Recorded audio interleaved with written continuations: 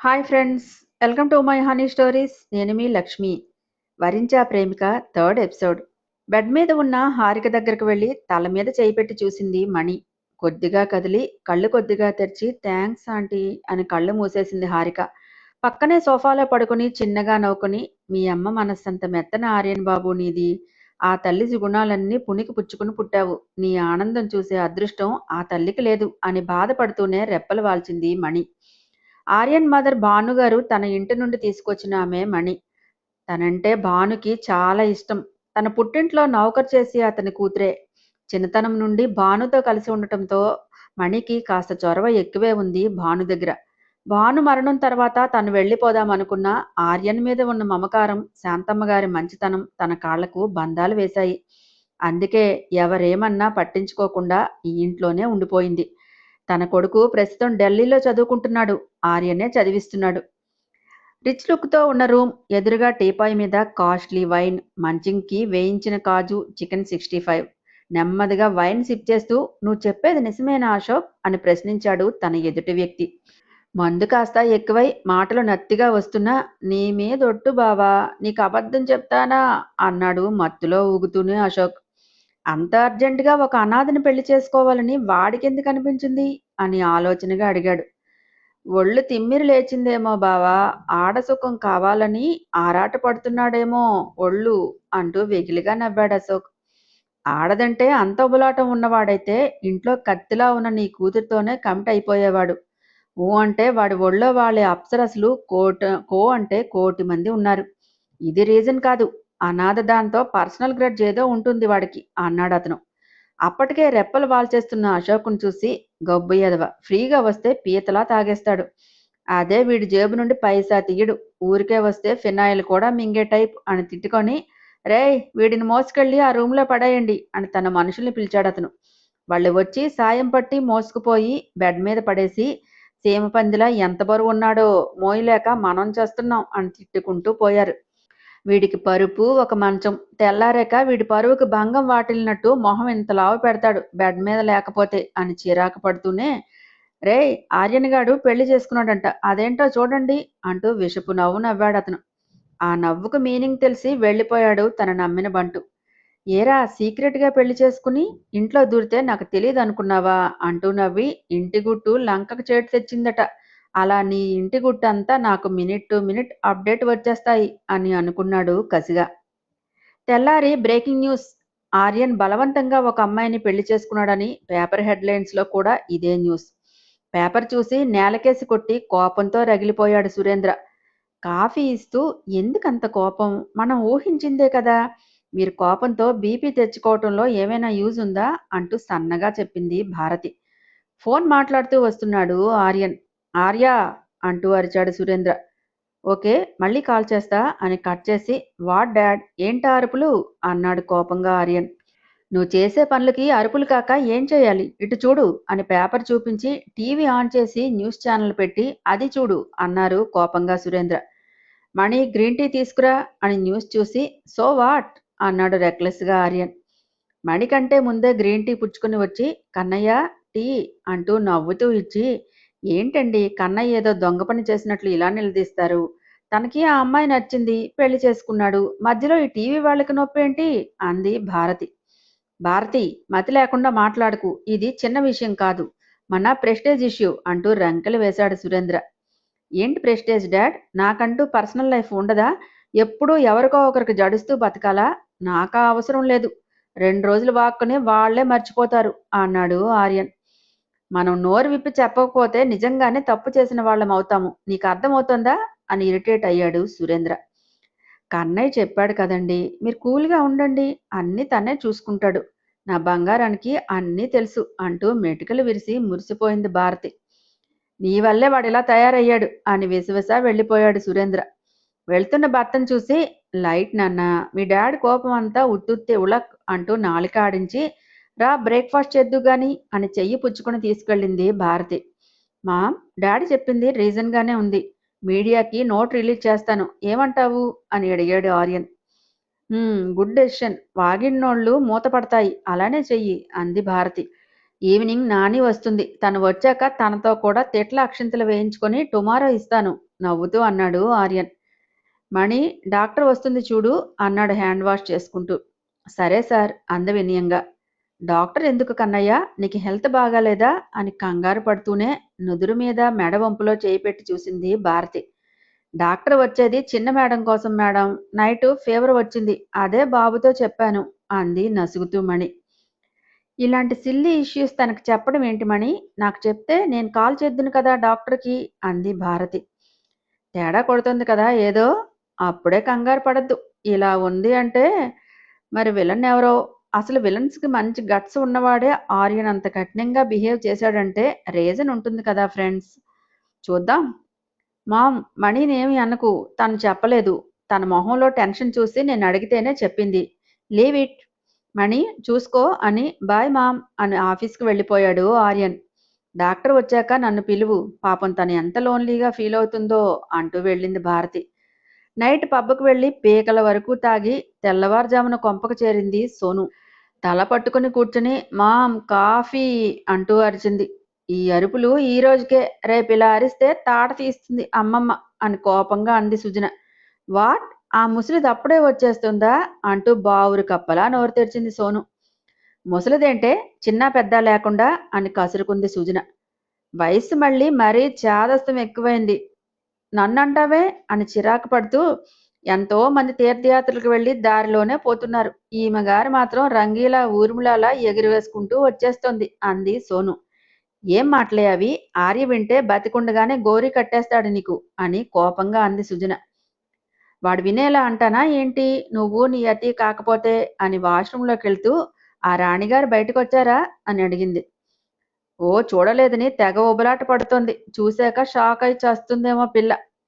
నువ్వు వెటకారంగా అన్నా తను రాణిని, ఆర్యన్ వైఫ్ అంటే రాణితో సమానం, దేనికైనా రాసిపెట్టి ఉండాలి, ఎక్కడ పుట్టిందో ఏంటో, మహాజాతకం వేసుకుని పుట్టింది అంటూ వెళ్ళింది సుజన. తల్లి మాటలకు అగ్నికి ఆజ్యం పోసినట్లు కడుపులో ఉన్న గ్యాస్ ఎగతన్ని, అది రాణి ఏంటి మామ్, కొన్నాళ్ళాగు నీకే తెలుస్తుంది, అది వచ్చింది పద్మవ్యూహంలోకి, రావటమే కానీ పోవటానికి దారి ఉండదు అని క్రూయల్గా నవ్వి వెళ్ళింది ఫ్రెష్ అవడానికి సోను.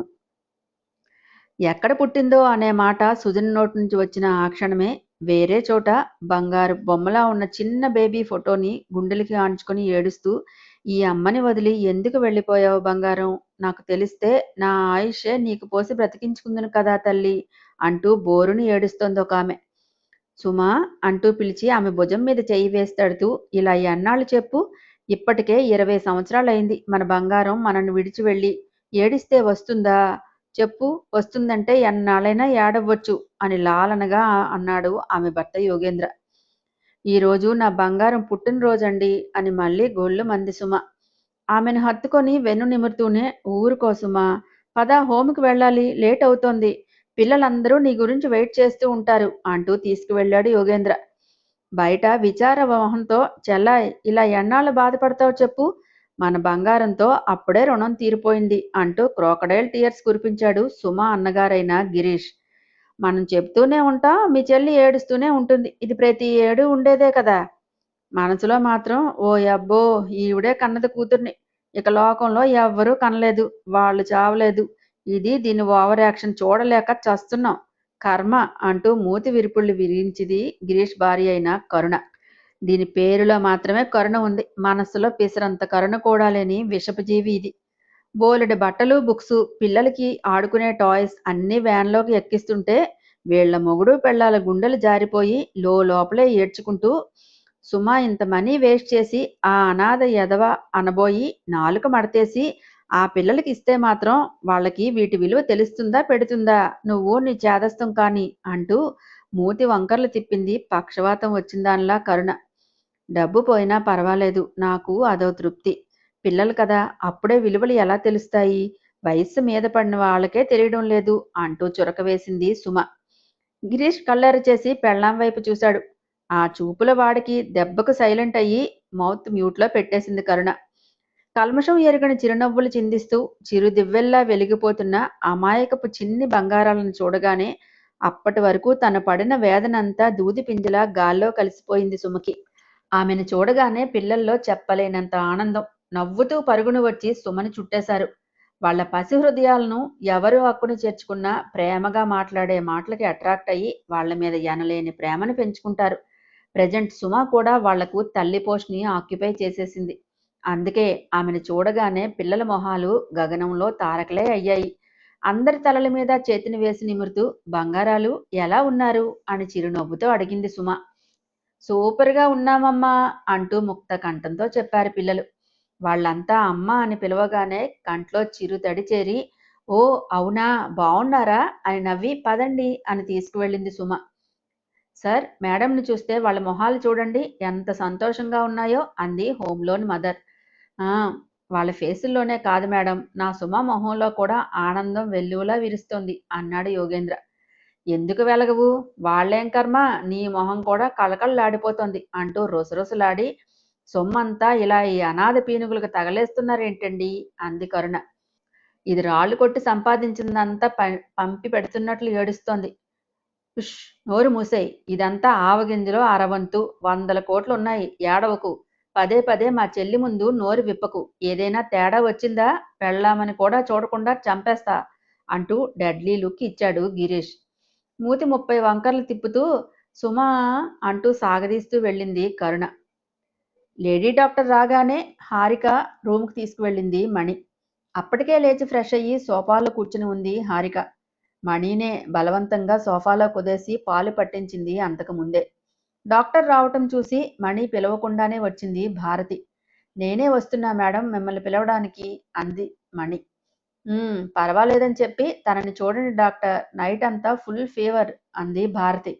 డాక్టర్ చెక్ చేసి, తను దేనికో బాగా సఫర్ అయిందండి, మెంటల్ స్ట్రెస్లో ఉంది, అది తట్టుకోలేక ఫీవర్ అటాక్ చేసింది అని ఇంజెక్షన్ చేసి మెడిసిన్ రాసి ఇవి తెప్పించి వాడండి, బాగా వీక్గా ఉన్నారు, జ్యూసులు ఇవ్వండి అంటూ చెప్పింది డాక్టర్.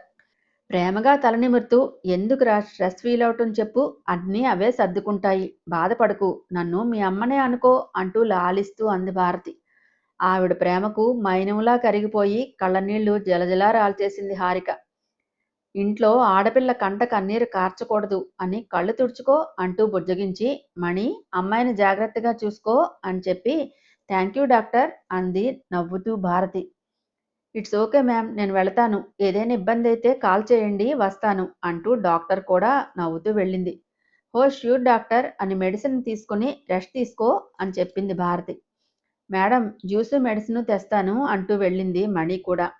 ఆంటీ ప్లీజ్ మీరు మేడం అని పిలవకండి, నాకు ఎబ్బెట్టుగా ఉంది, హారిక అనండి లేదా హరి అన్నా ఓకే అంది. క్షమించండమ్మా, అలా పిలిచే హక్కు అవకాశం రెండూ లేవు నాకు అంటూ వెళ్ళింది మణి. మౌనంగా చూస్తూ, వయస్సుకు విలువ గౌరవం ఇవ్వాలి కానీ డబ్బుకి కాదు అనుకుంది హారిక. అయ్యో పిచ్చి తల్లి, డబ్బుంటే వెంకమ్మ వెంకాయమ్మ గారు అవుతుందే అంటూ తన ఇన్నర ఘోషించింది.